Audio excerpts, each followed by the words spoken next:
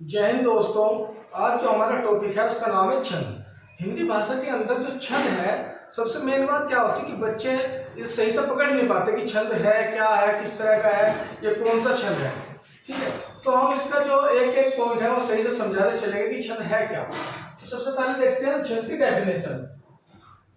छंद क्या है? ठीक है, जो छंद है वो क्षिति धातु से मिलकर बना है। क्षिति धातु जिसका शाब्दिक अर्थ क्या होता है? ढकना होता है।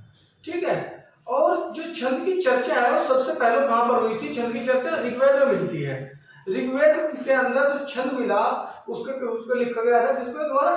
पिंगल गुरु के द्वारा। तो उन्हीं के द्वारा जो लिखा गया था तो उसके नाम से क्या है? पिंगल शास्त्र है।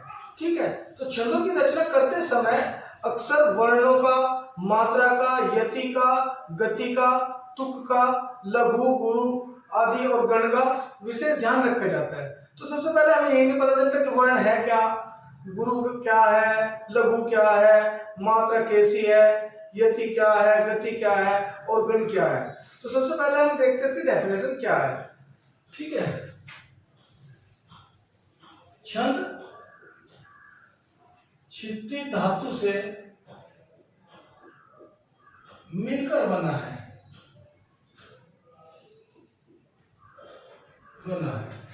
जिसका शाब्दिक अर्थ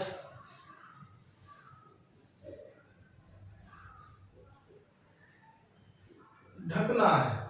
जिसका शाब्दिक अर्थ क्या है? ढकना है। सबसे पहले छंदों का वर्णन ऋग्वेद में मिलता है।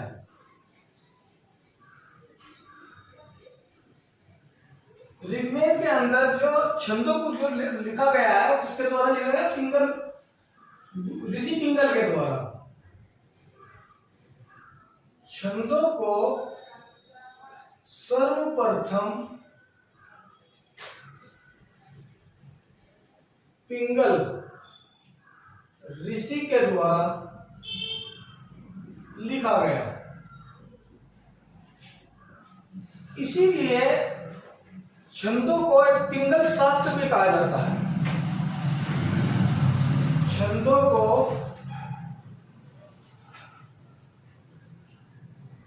पिंगल शास्त्र भी कहा जाता है। अब क्या है कि छंदों की रचना करते समय हमें जिन चीजों का वर्णन, जिन चीजों का ध्यान रखना चाहिए वो कौन कौन सी है? छंदों की रचना करते समय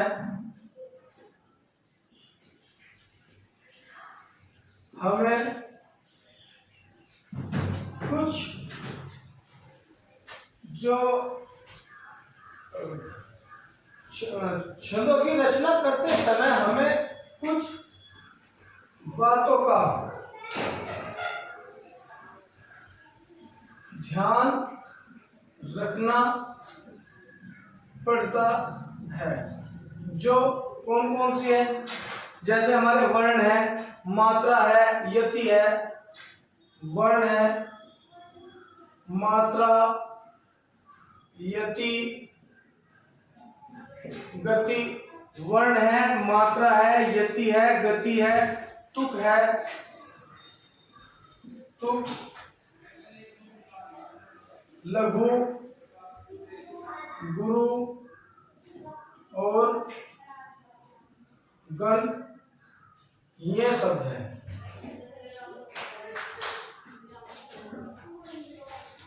तो ये क्या हो गया? हमारी इसकी डेफिनेशन है। अब सबसे पहले हम क्या देखते हैं इसमें? हम देखते हैं वर्ण क्या है। तो वर्ण सभी बच्चे जानते हैं क्या है? वर्ण की डेफिनेशन क्या है कि भाषा की वह छोटी से छोटी इकाई जिसके टुकड़े नहीं किए जा सकते वह वर्ण कहलाती है। ठीक है, यानी कि जिसके हम टुकड़े नहीं कर सकते वह वर्ण कहलाओगे। वर्ण कितने प्रकार के होते हैं? वर्ण 2 प्रकार के होते हैं, या उन्हें स्वर भी बोल सकते हैं। तो क्या लिखेंगे हम? भाषा की वह छोटी से छोटी इकाई जिसके टुकड़े नहीं किए जा सकते,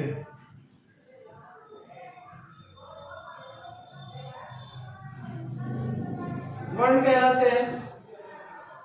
ठीक है, अब वर्ण जैसे कौन कौन से इसमें, जैसे हमारे ए है, आ, ई, उ, ए, ऐ, ओ, औ, अंग, ए, ये सारे क्या हुए हमारे, ये सारे के सारे वर्ण हैं। अब वर्ण कितने प्रकार के हैं? वर्ण भी दो प्रकार के होते हैं। जैसे हमारा एक तो ह्रस्व वर्ण है और दूसरा कौन सा हमारा, दूसरा कौन सा होगा, ह्रस्व के दीर्घ वर्ण। ह्रस्व स्वर भी कह सकते हैं, दीर्घ स्वर भी कह सकते हैं, या वर्ण कह दो। ठीक है, अब ह्रस्व स्वर है क्या? तो ह्रस्व स्वर जिसमें एक मात्रा होती है, जैसे ए, ई, उ,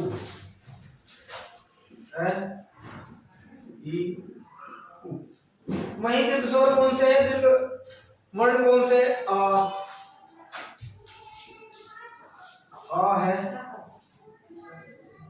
ई है, उ है, ए है, ऐ, ओ, औ।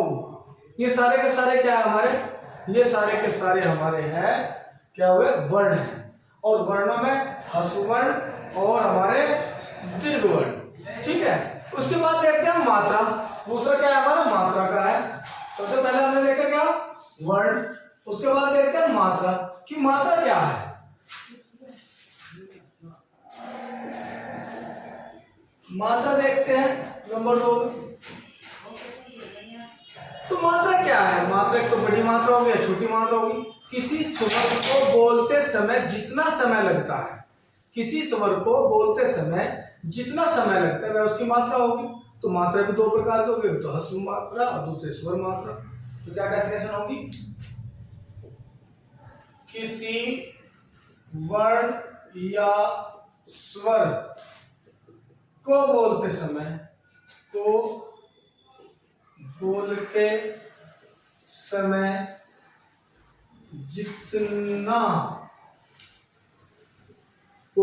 जितना समय लगता है, जितना समय लगता है वह मात्रा कहलाती है, मात्रा कहलाती है।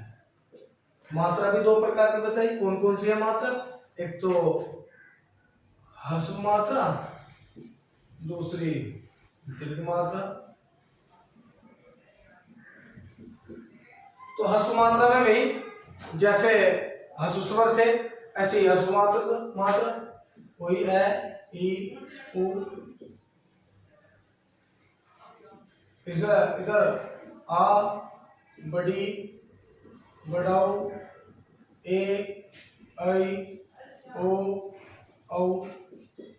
तो ये क्या हुए हमारे, ये भी हमारे दीर्घ मात्रा और ह्रस्व मात्रा हुई। अब नेक्स्ट देखते हैं हम मेन चीज क्या है, ह्रस्व मात्रा और दीर्घ मात्रा को लिखने का जो क्रम है वो क्या है।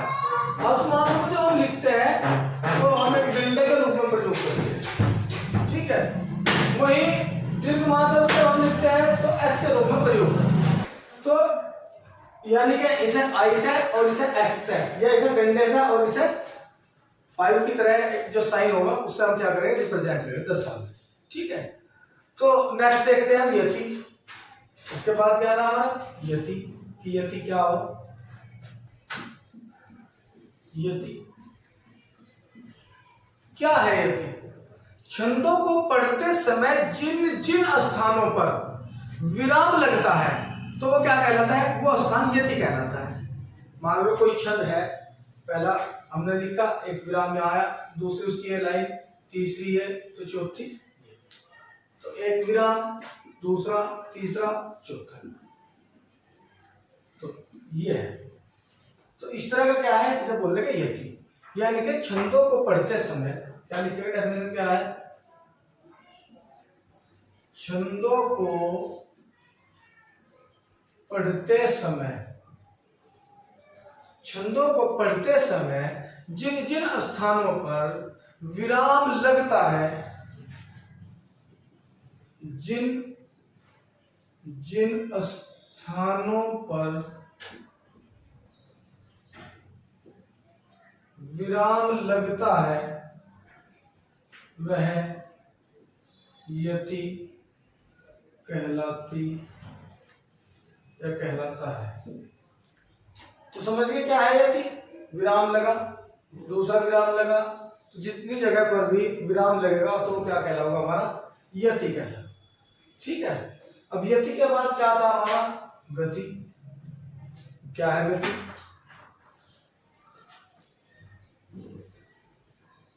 गति क्या है?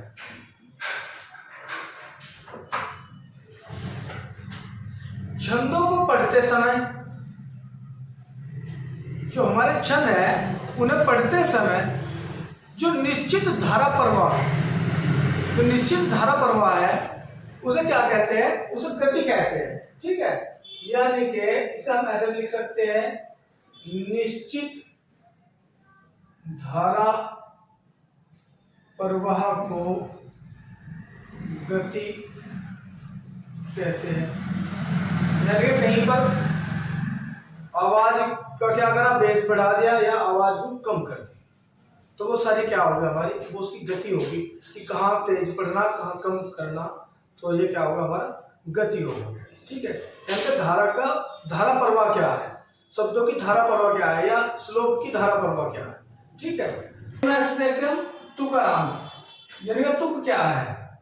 पांचवा तुक क्या है? तुक जो तुक है वो दो प्रकार के हैं। सबसे पहले देखते हैं तुक कितने प्रकार के हैं। तुक दो प्रकार के होते हैं। एक तो है तुकारांत, दूसरा है तुकारांत। तुकारांत क्या है? अतुकारांत क्या है? जिन छंदों के अंत में वर्णों की समानता पाई जाएगी वो क्या है? तुकारांत है। यानी कि जिसके क्या है, जो वर्णों के जो अंत में है वहां क्या होगी? वर्णों की समानता पाई जाती है, तुकारांत कहलाता है। और जहां पर वर्णों की समानता नहीं पाई जाती है, वर्णों की असमानता पाई जाती है। जहां पर समानता पाई जाएगी वह तुकारांत होगा, जहां पर असमानता पाई जाएगी वह हमारा क्या होगा? अतुकारांत होगा। ठीक है। तो इतना आपने करा, इसका स्क्रीनशॉट ले लो। क्या है? लघु। लघु क्या है? लघु यानी कि 6 नंबर का क्या हमारा? लघु है। तो लघु है क्या चीज? यानी कि जो स्वर जिनमें मात्राएं नहीं होती या छोटी की मात्रा होती है वे क्या कहलाते हैं? वे हमारे कहलाते हैं लघु। ठीक है। यानी कि ए, ई, उ जैसे स्वर और इनसे बनने वाले व्यंजन लघु कहलाते हैं। यानी कि क्या लिखेंगे हम? ए, ई, उ से बनने वाले स्वर या व्यंजन, ए, ई, उ से बनने वाले स्वर या व्यंजन, ठीक है, क्या कहलाएंगे? लघु माने जाते हैं। लघु माने जाते हैं। ठीक है।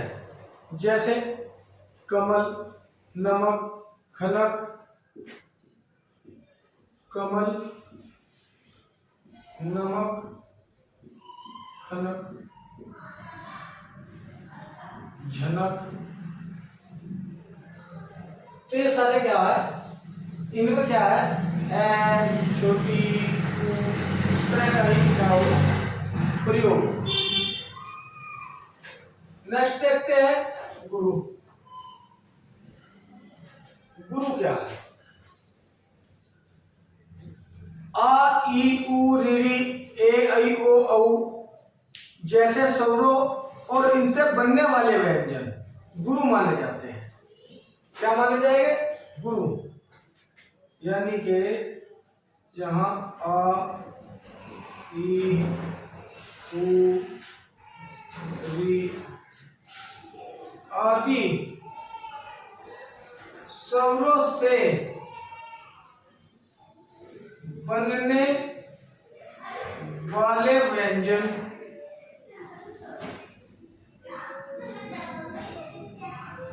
गुरु कहलाते हैं। क्या कहलाते हैं, गुरु कहलाते हैं। ठीक है, अब मेन क्या है, जैसे कोई आम है, ईख है, ठीक है, जूना है, ये सारे के सारे क्या है, ये क्या हो गए, इनमें जब हम देखते हैं मात्राओं की जो गणना करते हैं, जैसे हमारा ये लिखा हमने आम, ईख, जूना, तो आ गया, तो यहाँ दो मात्रा, यहाँ एक मात्रा, यहाँ भी दो मात्रा, यहाँ भी एक मात्रा, यहाँ भी दो मात्रा, यहाँ भी दो। तो ये शब्द क्या कहलाओगे हमारे, ये शब्द में कहलाओगे जिनसे मात्रा होगा पता चलेगा कि ये गुरु है। यानी कि इसमें हमारी गुरु कौन सा हुआ, ये गुरु हुआ, ये गुरु हुआ, ये गुरु हुआ, ये शब्द को सब जो हमारे हैं ये शब्द कहलाते हैं गुरु शब्द। ठीक है, जैसे आ, ई और जू और ना। ठीक है, अब गुरु शब्दों में हम और देखते हैं कि कौन कौन से ऐसे शब्द है जो गुरु की मात्रा के बारे में निर्धारित करते हैं। ठीक है, तो सबसे पहले हम देखते हैं ए, ऐ, ओ, औ जैसे भी जो शब्द हो गए वे भी क्या कहलाओगे, गुरु शब्द कहलाओगे। यानी कि ए, ऐ, ओ, औ ये शब्द भी क्या है, ये शब्द भी गुरु ही माने जाते हैं। ठीक है, इनमें क्या होगा, ये सब ये शब्द भी गुरु ही माने जाते हैं। अब इन शब्दों में हम क्या देखते हैं, जैसे एकता, एनक, ओखली। यानी कि एकता देख लो, एकता, एनक, ओखली, ओखली। तो एनक जो है इसमें भी दो मात्रा, एक दो, दो एक एक, दो एक दो। तो यानी ये क्या है, जो एकता है, एनक है और वो है, तो इनसे बनने वाले शब्द भी क्या हो गए, गुरु स्वर, गुरु का ही क्या करेंगे, उच्चारण करेंगे। ठीक है, वही इसमें नेक्स्ट देखते हैं। नेक्स्ट में क्या है हमारा, जो अनुस्वार वाले जितने भी वर्ण होंगे, जिनके ऊपर अनुस्वार होगा, तो वो क्या कहलावे, गुरु कहलावे। तो इसमें क्या है नेक्स्ट, अनुस्वार वाले वर्ण भी गुरु कहलाते हैं, कहलाते हैं। तो अनुस्वार वाले यानी कि जिनके ऊपर बिंदी होगी, अनुस्वार वाले, जैसे पंडित है या कोई और शब्द है, पंडित या दंडित, दंडित। तो पैर के ऊपर बिंदी है, तो यानी कि ये गुरु लघु लघु, गुरु लघु लघु। तो यानी कि ये भी क्या होगा, अनुस्वार वाले भी क्या कहलाएंगे, गुरु ही कहलाएंगे। नेक्स्ट देखते हैं, जो हमारे विसर्ग वाले हैं, विसर्ग वाले स्वरों को भी क्या कहते हैं, गुरु ही माना जाता है। विसर्ग वाले, जो विसर्ग वाले स्वर है, वाले वर्ण, वाले वर्णों को गुरु ही माना जाएगा, गुरु माना जाता है। ठीक है। तो यानी कि जो गुरु जो विसर्ग के अंत में विसर्ग बिंदु आएगा तो क्या कह लोगे, जैसे अतः है, अतः तो पर क्या होगा लघु, और इसके अंत में क्या है, लास्ट में क्या है इसके विसर्ग है, तो ये क्या हो जाएगा गुरु। ठीक है। या प्रातःकालीन है, जैसे प्रातः है, प्रातः है, तो इसमें क्या होगा, इसमें दोनों हमारे गुरु ही शब्द हो गए क्योंकि विसर्ग वाला गुरु है। ठीक है। यानी जो ए आई वाले हैं, अनुस्वार वाले हैं, विसर्ग वाले हैं। ठीक है। अब नेक्स्ट देखते हैं जो चंद्र बिंदु है। जो चंद्र बिंदु है, जैसे जिसके भी ऊपर चंद्र बिंदु होगा तो किस तरह की वो कहे जाएगा। ठीक है। चंद्र बिंदु, अगर किसी भी शब्द के ऊपर चंद्र बिंदु आ गया तो उसकी कोई अलग से कोई मात्रा नहीं होती। ठीक है। तो इसे नोट कर लो, चंद्र बिंदु की कोई अलग से मात्रा नहीं होती, कोई मात्रा नहीं होती। जैसे फंसना है या फांसना है तो उसकी कोई अलग से नहीं मात्रा। यानी कि अगर हमने लिखा फंसना चंद्र बिंदु, या हंसना या फांसना, ठीक है। अब जब इसके ऊपर चंद्र बिंदु है तो इससे क्या होगा, ये लघु होगा, ये भी लघु, ये गुरु, लघु लघु गुरु, ये गुरु होगा, ये लघु होगा, और यहाँ पर क्या होगा, यहाँ पर भी गुरु होगा। ये गुरु इसलिए है क्योंकि यहाँ पर आ का मात्रा है, आ की मात्रा की वजह से आ फा, इसलिए गुरु है, ना कि इसलिए जिसमें चंद्र बिंदु। ठीक है। नेक्स्ट देखते हैं जो हमारा 12वां पॉइंट है, इसमें क्या है। अब पहला तो आपको पता चलेगा ए आई ओ वाला, दूसरा पता चलेगा अनुस्वार वाला, तीसरा विसर्ग वाला, चंद्र बिंदु वाला। अब क्या होता है, जितने भी आधे स्वर आते हैं, जब हम छंद लिखते हैं और छंदों में आधे स्वर आते हैं तो उनकी मात्रा के बारे में थोड़ा सा क्या होता है, डाउट होता है। तो उसमें देखते हैं कि उसमें क्या होता है, जितने भी आधे वर्ण होंगे उनकी कोई मात्रा अलग से नहीं होगी। ठीक है। तो लिखिएगा इसमें कि आधे वर्णों की, आधे वर्णों की कोई अलग से मात्रा नहीं होती, नहीं होती। आधे वर्ण की कोई अलग से मात्रा नहीं होती। जैसे जैसे दंत है,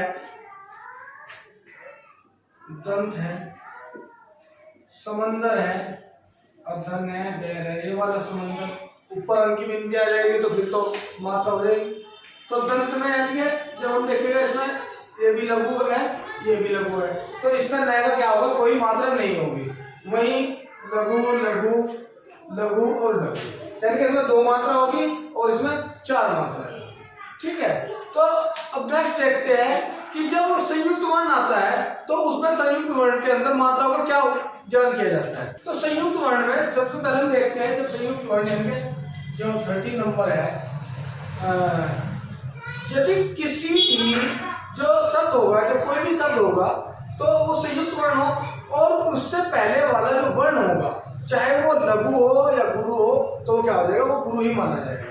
यानी कि क्या लिखेगा, क्या डेफिनेशन होगी इसकी, यदि किसी शब्द में, यदि किसी शब्द में संयुक्त वर्ण है, संयुक्त वर्ण है, तो से और इससे पहले वाला वर्ण लघु हो तो, लघु हो तो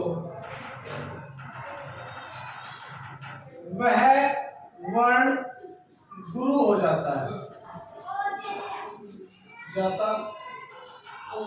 यानी कि संयुक्त वर्ण से जो पहले वाला वर्ण होगा, चाहे अगर वो अगर लघु होगा तो क्या हो जाएगा, गुरु हो जाएगा। ठीक है। तो क्या मान लेगा, गुरु मान लेंगे। जैसे कर्म है, धर्म है, गर्व है, ये 3 शब्द है। जब इनके अंदर हम अगर देखा जाए तो ये कौन सा होगा, ये हमारा लघु होगा, ये भी लघु होगा, उसके साथ में एक होगा। लेकिन जब हम इसकी मात्रा को काउंट करेंगे, गिनेंगे, तो ये इसकी वजह से संयुक्त वर्ण की वजह से ये क्या हो जाएगा हमारा गुरु और ये लघु, ये गुरु ये लघु, ये गुरु और ये लघु। तो यानी कि बच्चे अक्सर यहाँ क्या करते हैं, डाउटफुल रहते हैं कि इसमें कितनी मात्रा है। ठीक है, तो ये आपका डाउट क्लियर हुआ होगा। ठीक है, अब इसके बाद नेक्स्ट देखते हैं हम गण। गण क्या है? गण क्या है? गुरु लघु के कर्म में को गण कहते हैं। जो इनका जो क्रम होगा उसे क्या कहेंगे हम, गण कहेंगे। ठीक है, और तीन वर्णों के मेल से, जो तीन वर्ण है उनके मेल से एक गण बनता है, और गणों की कुल संख्या कितनी है, वो 8 है। ठीक है, ये इसमें 3 सवाल लगभग आगे। तो क्या है कि ये होते क्या है, यानी गुरु और लघु के कर्म को, गुरु और लघु के कर्म को गण कहते हैं। ठीक है, पहली बात गुरु और लघु के कर्म को क्या कहेंगे, गण कहेंगे। ठीक है, दूसरी बात क्या है, तीन वर्णों के मेल से एक गण बनता है। ठीक है, क्या, तीन वर्णों के मेल से एक गण बनता है। तीन वर्णों के मेल से एक गण बनता है। जब तीन वर्ण मिलेंगे तो आपस में क्या बनाओगे, गण बनेगा। ठीक है, उसके बाद में एक दूसरी बात क्या है इसमें, तीसरी बात क्या हुई कि इनकी संख्या कितनी है, छंद में गणों की संख्या कितनी है, तो छंद में गणों की संख्या 8 है। देखो, इनकी कुल संख्या 8 है। ठीक है, इनकी कुल संख्या कितनी है, 8 है। अब देखते हैं 8 कौन कौन से, तो इसमें एक टेबल बना लेते हैं। ठीक है, 8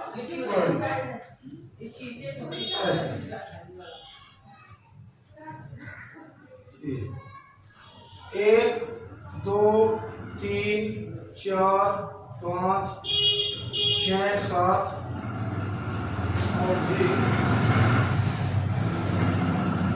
8। लेकिन इसका एक श्लोक है, वो क्या है,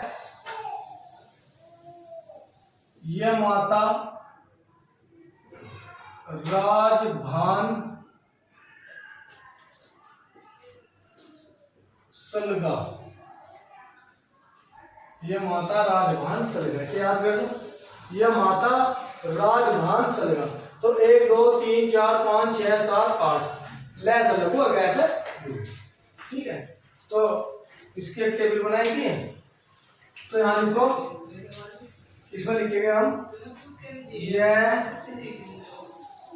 मां ता रा जय भा ने और जी से। अब लास्ट में तो और रहेंगे हमारे ये, यानी कि इन्हें क्या बोलते हैं, गणों के साथ मिल जाएगा, लेकिन ये कभी नहीं होगा। जो माता राजभान से